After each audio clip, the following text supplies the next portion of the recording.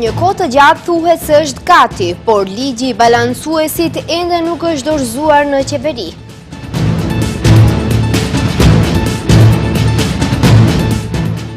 Pas largimit të Taravarit, krerët e Vlenit do t'i kërkojnë kryeministrit riformatimin e qeverisë.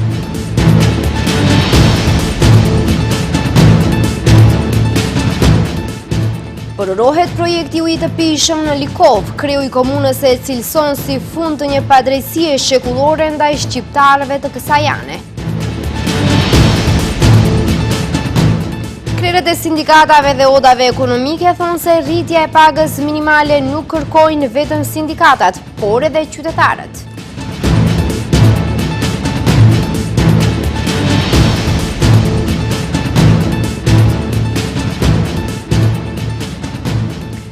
Përshëndetje të nderuar shikues dhe mirë se takohemi në edicionin informativ të orës 15:55. Ligji i ri për përfaqësim të drejtë, i njohur si balancuesi, ende nuk është dorëzuar në qeveri dhe as nuk janë shpalosur detaje se çfarë do të përmbajë. Përfaqësuesi qeveritar ka kohë që thonë se ligji është gati, por nga qeveria nuk janë përgjigjur se kur do të jetë gati propozim ligji. Megjithatë, thanë se ligji duhet të jetë cilësor dhe të sigurojë përfaqësim të drejtë dhe profesionalizëm të sektorit publik. Ndërkohë, nga Ministria e Administratës thanë për televizionin Shenja se ligji i ri duhet të jetë ligjërisht i qëndrueshëm, në mënyrë që në të ardhmen mos t'i nënshtrohet procedimeve të gjykatës kushtetuese. Vazhdojnë taktizimet në lidhje me ligjin për përfaqësim të drejtë për punësim në sektorin publik, edhe pse me muaj po thuhet se ligji është gati, vetëm pritet që të prezantohet, dokumenti i njohur si balancues ende nuk është dorëzuar në qeveri dhe as nuk janë shpalosur detaje se çfarë do të përmbajë. Ditë më parë, zëvendës kryeministri Izzet Megjiti, por edhe kryetari i Aleancës për Shqiptarët Arben Taravari, thanë se ligji është gati, por organet kompetente për ligjin nuk e pohojnë të njëjtën. Nga Ministria e Administratës thanë për televizionin Shenja se grupet punuese janë në kuadër të sekretariatit të përgjithshëm të qeverisë dhe ato janë kompetent për afatet kohore. Ligji i ri duhet të jetë ligjërisht i qëndrueshëm, i cili nuk do t'i nënshtrohet procedimeve të mëtejshme në gjykatën kushtetuese. Zgjidhja duhet të jetë në përputhje me praktikat europiane dhe do t'i dorëzohet Komisionit të Venedikut për shqyrtim dhe mendim. Qëllimi kryesor i ligjit është të sigurojë qasje të barabartë në vendet e punës në sektorin publik për të gjithë qytetarët, bazuar në cilësinë, ekspertizën dhe nevojat e institucioneve. Ndërkaq nga qeveria nuk janë përgjigjur se kur do t'jetë gati propozim ligji, por thanë se ai duhet të jetë cilësor dhe të sigurojë përfaqësim të drejtë dhe profesionalizim të sektorit publik. Me qëllim gjetjen e një zgjidhje më të mirë, është në rrjedhësi për përgatitja e ligjit për përfaqësim të drejtë, i cili ka për qëllim të jetë në përputhje me kushtetutën, për çka do të kërkojmë mendim paraprak nga Komisioni i Venedikut. Në përgatitjen e zgjidhjes ligjore, po punon një grup punues i cili përbëhet nga ekspertë dhe profesor. Sapo të ketë një zgjidhje cilësore, për të njëjtën do të informojmë në kohë opinionin. Gjykata kushtetuese në tetor të vitit të kaluar shfuqizoi disa dispozita të ligjit për përfaqësim të drejtë gjatë punësimeve në administratën shtetërore, pas disa iniciativave të dorëzuara për keqpërdorim të mekanizmit të balancuesit. Pas largimit të Arben Taravarit nga koalicioni Vlen, liderët e mbetur të Vlenit po thonë se koalicioni mbetet i fortë dhe do të vazhdojë të përmbush premtimet e dhëna ndaj qytetarëve. Megjithatë, ata kanë bërë të ditur se do të kërkojnë kryeministrit që të rishqyrtohen pozicionet e Vlenit në qeveri. Në anën tjetër, Arben Taravari qëndrimet e krerëve të Vlenit i quan qesharake.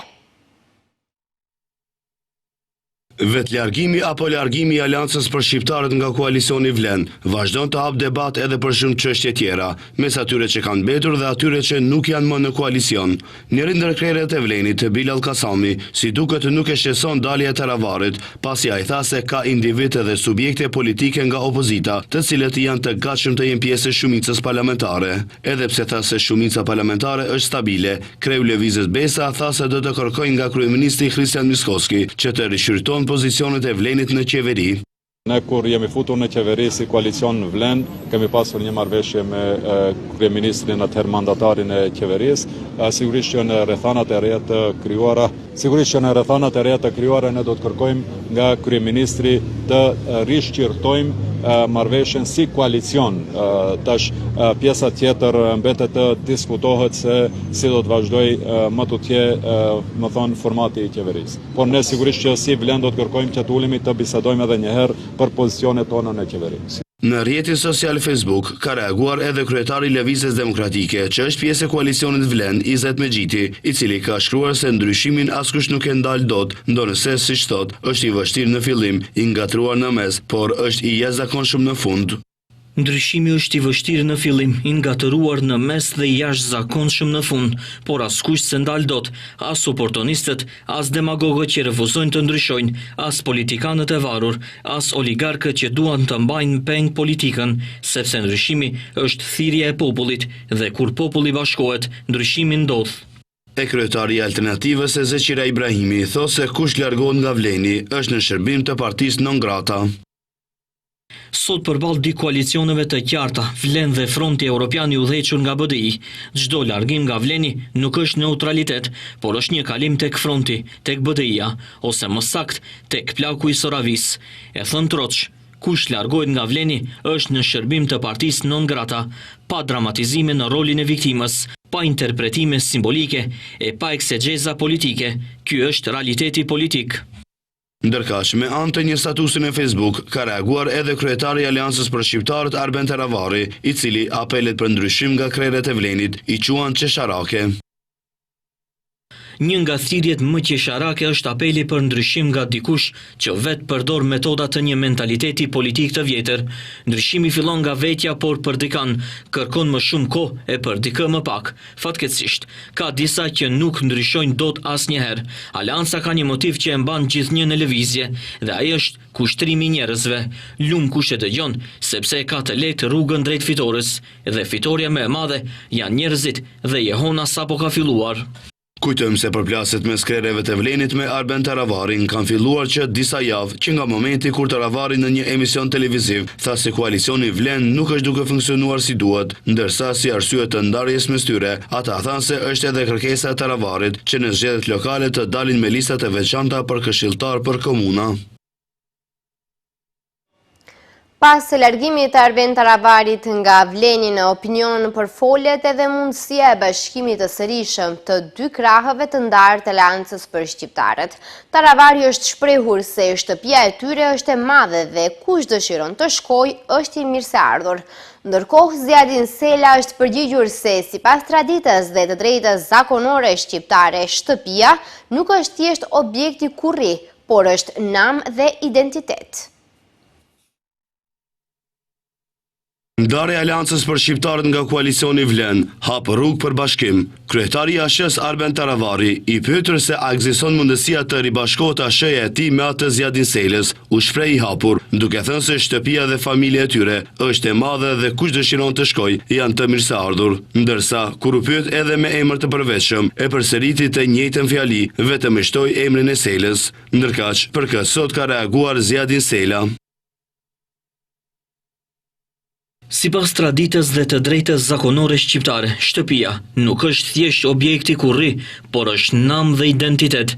Të madh apo të vogël një derë një shtëpie e bën zoti i shtëpisë. Nderi, besa, fjala e dhënë dhe e mbajtur, burëria janë atribute që ky zot shtëpie duhet i ketë. E kur nuk i ka, as shtëpie as derë nuk quhet e jo më e madhe.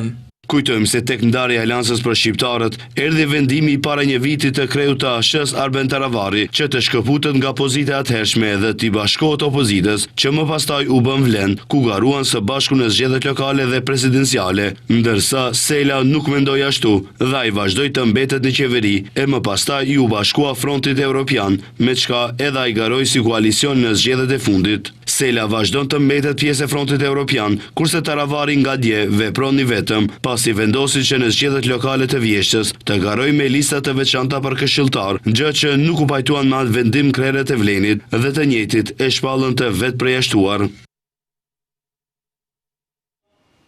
Largimin e Arben Taravarit nga ky koalicion dhe bashkimin e mundshëm me BDI-n nuk e ka komentuar Ali Ahmeti, por kreu opozitar shqiptar foli për mënyrën se si qeveris Vleni, ndërsa përsëriti kërkesën që ata ta lëshojnë qeverinë.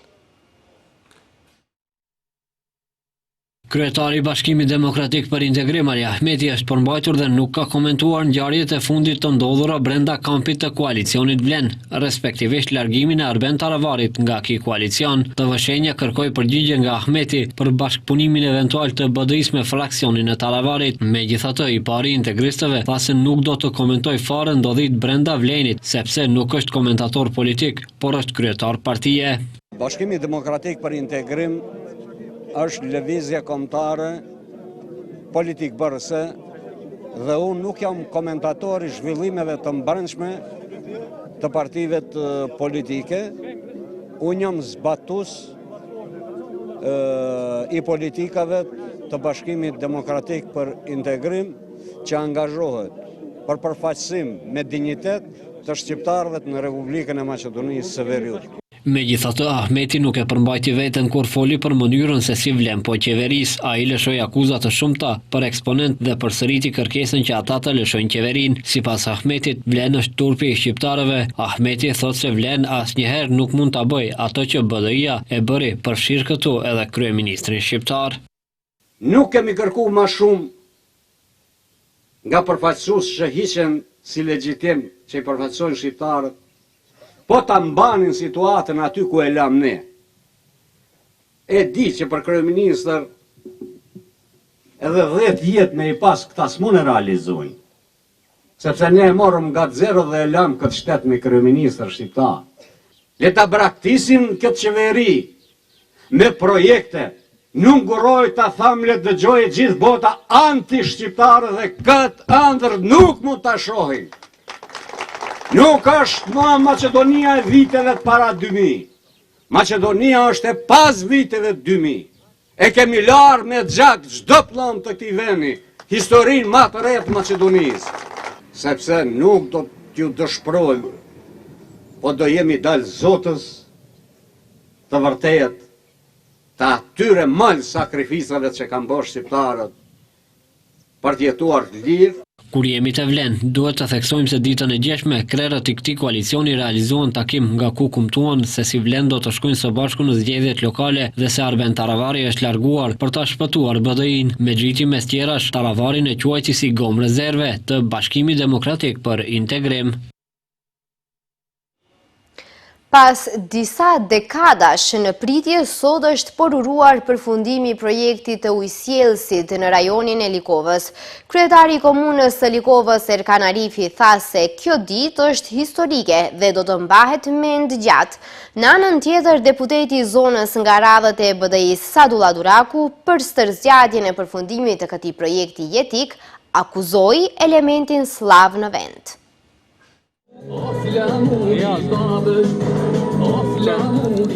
Pritje së gjatë disa vjeçari i erdhi fundi dhe prej sot edhe zyrtarisht banorët e komunës së Likovës do të kenë mundësi të pinë ujë nga çezmat e oborreve të veta. Për kryetarin e komunës së Likovës, Erkan Arifi, kjo ditë është historike dhe do të mbahet mend gjatë. Arifi ka falenderuar të gjithë bashkëpunëtorët për përkushtimin. Sipas tij, sot përfundon padrejtësia shekullore që u është bërë banorëve të kësaj ane. Nga sot, banorët e komunës tonë do kenë ujë të pastë për pije, edhe duke filluar nga fshati Likov, Orizar, Slupçan, Vaksic, Llojan, Mateç, Vishtic, Nikushtak, ndërsa për 2 fshatrat e tjerë jemi në procese sipër, ku mjetet janë siguruar, dokumentacioni teknik është siguruar dhe do e përmbillmi një kapitull, një padrejtësi shekullore për banorët e komunës tonë. Andaj dua të theksoj se pa kryetarin Ali Ahmeti, ky projekt nuk do mund të përfundoke. Se çështja e ujit është stërzgjatur e pranon edhe vetë ish kryetari i komunës së Likovës, tani deputet Sadullah Duraku. Megjithatë, Duraku për këtë stërzgjatje akuzon misionin slav. Vetë Duraku e thotë se për këtë çështje është diskutuar prej kohës kur ai ka qenë 5 vjeçar.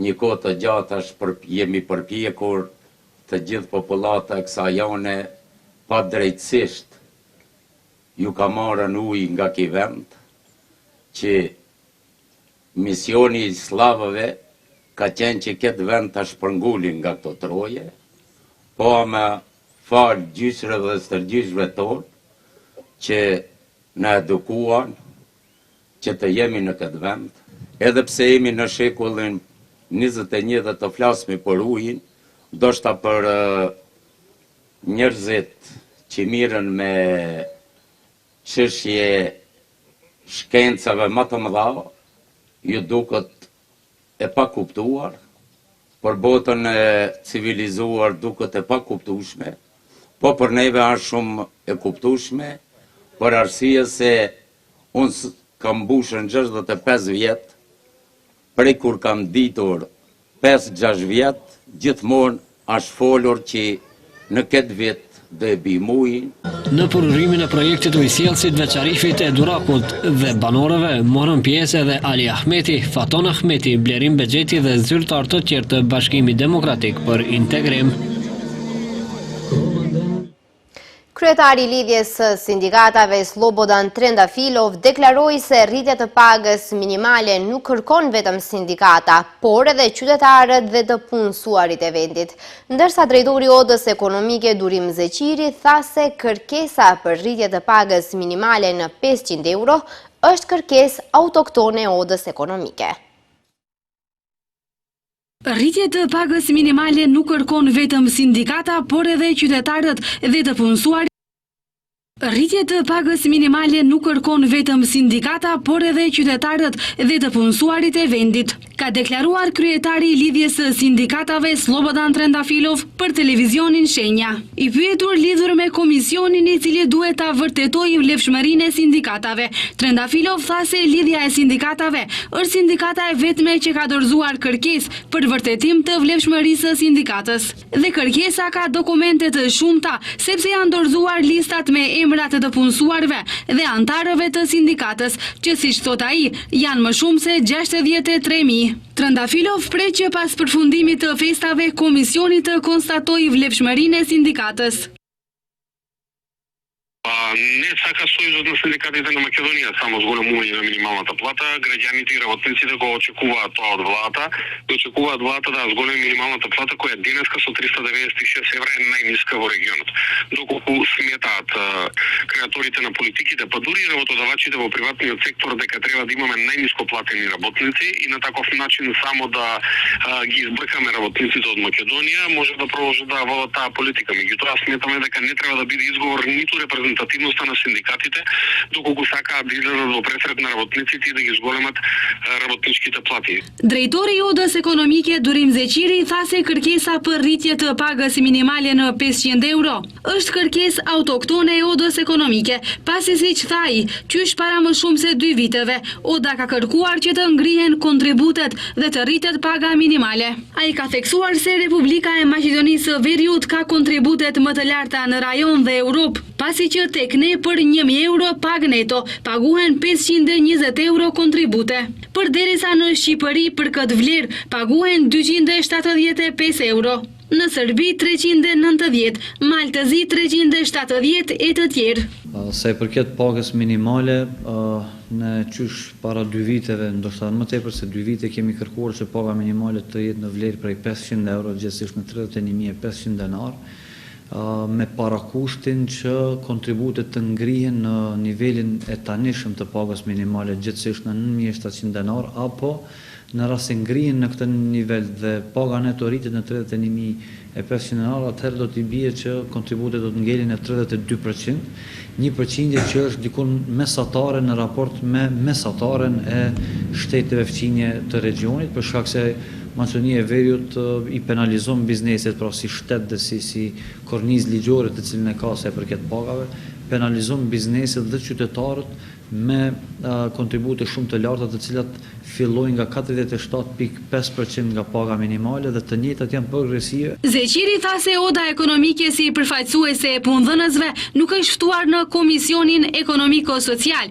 në të cilën do të diskutohet çështja e pagës minimale. Ai bëri apel që në të ardhmen të përfshihen Odat, pasi që siç tha ai, pa pjesëmarrje të Odave Ekonomike, këto komisione nuk janë kredibile.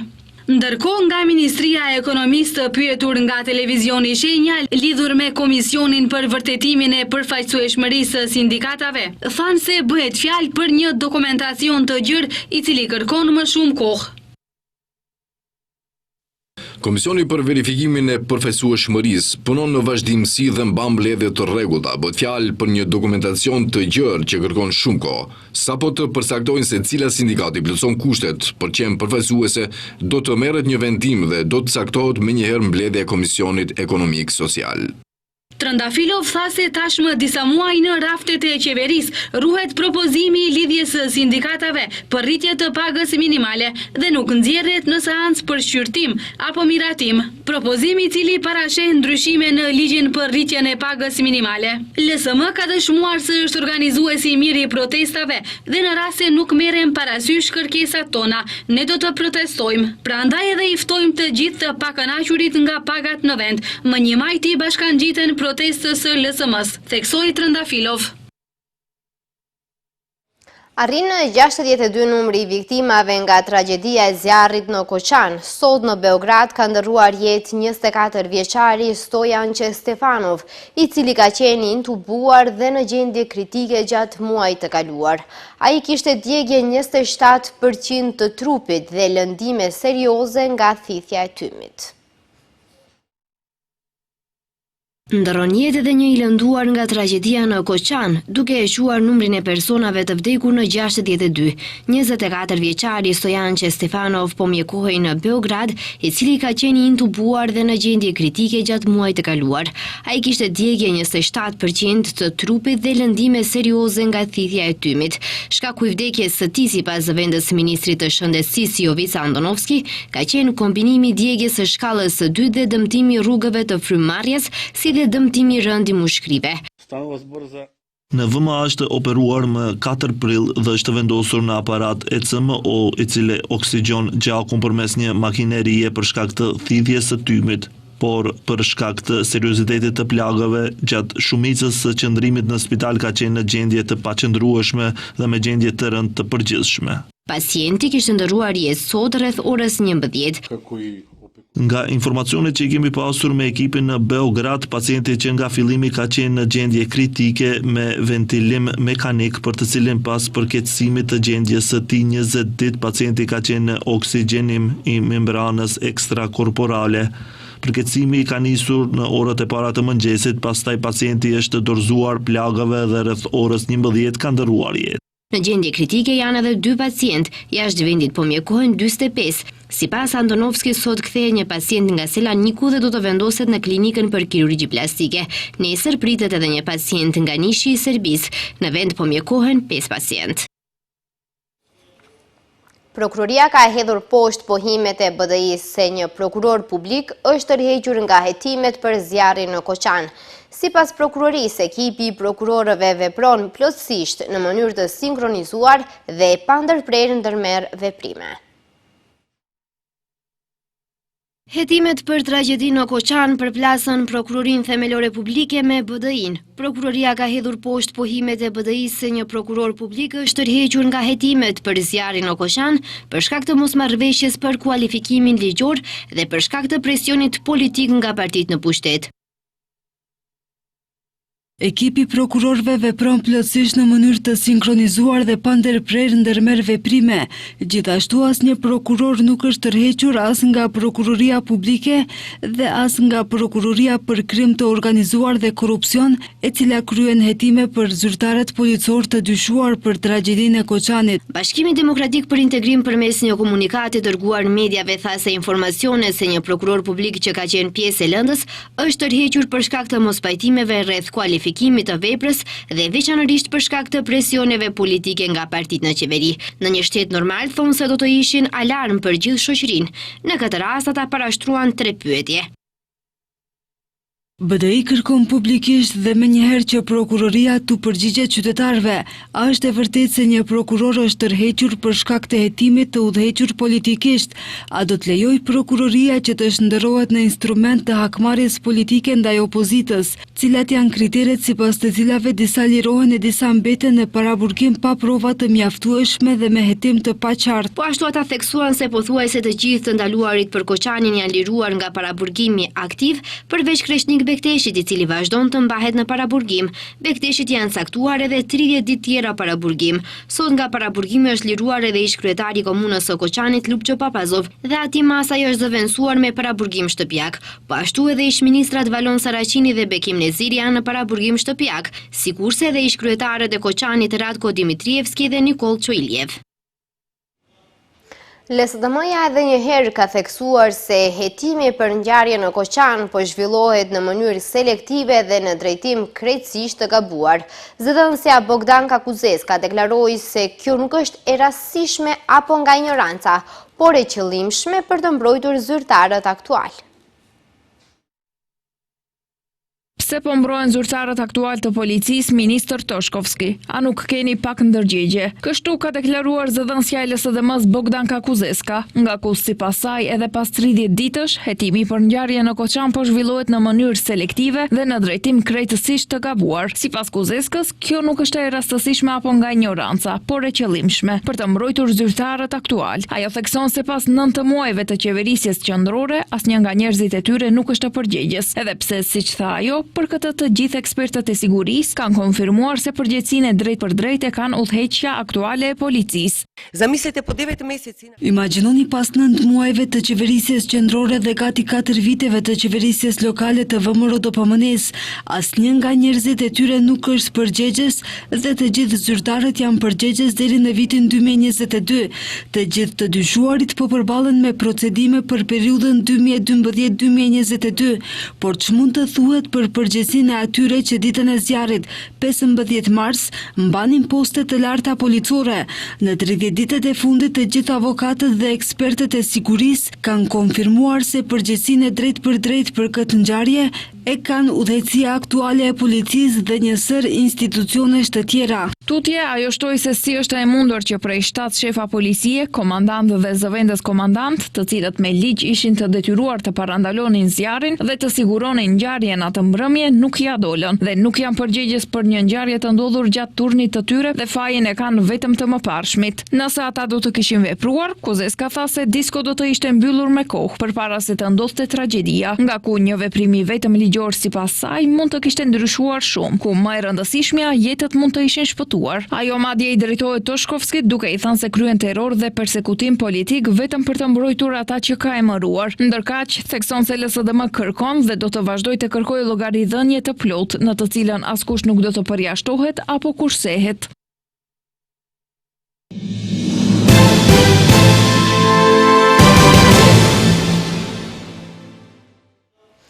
Seanca për konstituimin e Kuvendit të Kosovës, e cila ishte paraparë të zhvillohet sot, ka dështuar sërish të mbahet. Kjo pasi që kryesuesi i seancës konstituive Avni Dehari ftoi përfaqësuesit e subjekteve politike për konsultim, por që mes tyre nuk u arrit ndonjë kompromis. Kryesuesi i Kuvendit Avni Dehari ka thënë se përfaqësuesit e partive politike braktisën konsultimet dhe si pasojë nuk pati kompromis. Seanca do të vazhdoj brenda 48 orëve më 19 prill në orën 12 me shpresë që deri atëherë do të ketë pajtueshmëri, tha Dehari.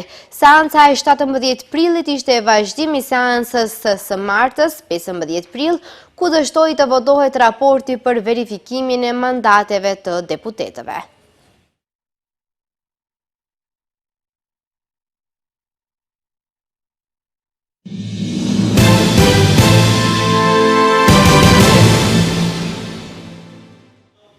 Rreth 500.000 palestinezë janë zhvendosur në Gaza që kur Izraeli rifilloi ofensivën, ka njoftuar zyra e OKB-s për koordinimin e çështjeve humanitare. Zyra e OKB-s ka rikujtuar se qindra mijëra palestinezë ishin zhvendosur disa herë që nga tetori i vitit 2023 deri në armëpushimin e janarit 2025. Pas sulmeve të dhunshme që rifilloi në Gaza në mars, Izraeli vazhdoi të shkaktonte vdekje dhe zhvendosje dhe shënjestronte infrastrukturën në rajon, njoftoi zyra. Ushtria izraelite rifilloi sulmet vdekje prurse në Gaza më 18 mars, duke prishur një marrëveshje armëpushimi dhe shkëmbimi të burgosurve që hyri në fuqi në janar.